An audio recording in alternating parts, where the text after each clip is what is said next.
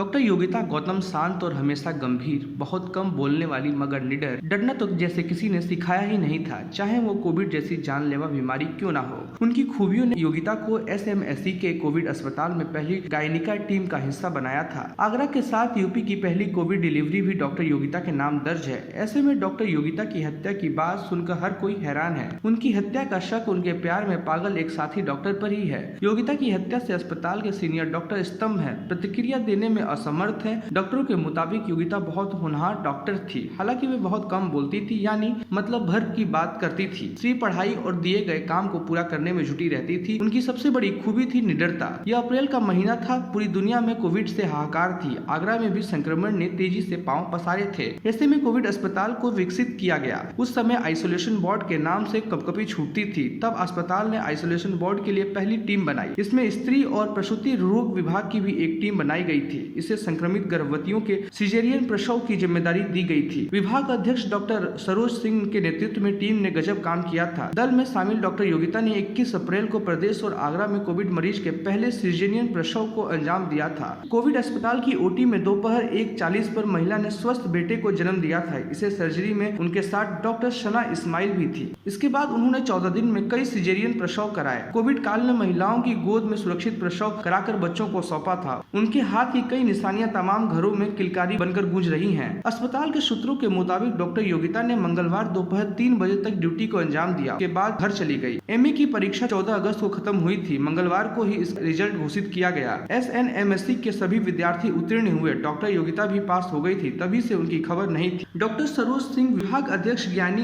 एसएमएनएससी ने बताया कि योगिता बहुत होशियार विद्यार्थी थी। हर चुनौतीपूर्ण काम को खुद करना चाहती थी, इसलिए वह कोविड की गायनिक टीम की सदस्य थी। उन्होंने ही पहली कोविड की डिलीवरी की थी। मैं बहुत दुखी हूँ, उन्हें भविष्य की एक अच्छी डॉक्टर को खो दिया। डॉक्टर प्रसून गुप्ता, नोडल अफसर कोविड अस्पताल, कहते हैं कि मुझे अच्छी तरह ध्यान है कि जब कोविड का बहुत हवा था, शायद अप्रैल के दूसरे सप्ताह की बात है, कोविड अस्पताल शुरू हुआ था। मरीजों में कुछ गर्भवती भी आई थी। इनकी डिलीवरी के लिए एक टीम बनाई गई थी। डॉक्टर योगिता ने पहली सर्जरी की थी। इस नाते उनकी खूब तारीफ हुई। उन्होंने बेहद नाजुक समय में संक्रमितों की डिलीवरी कराई। यह बहुत खतरे भरा और बहादुरी का काम था। अचानक उनके बारे में ऐसा सुनकर अफसोस हुआ। फिलहाल इस खबर में इतना ही। आगे भी देश दुनिया की खबर के लिए जुड़े रहें जेड न्यूज के साथ। धन्यवाद।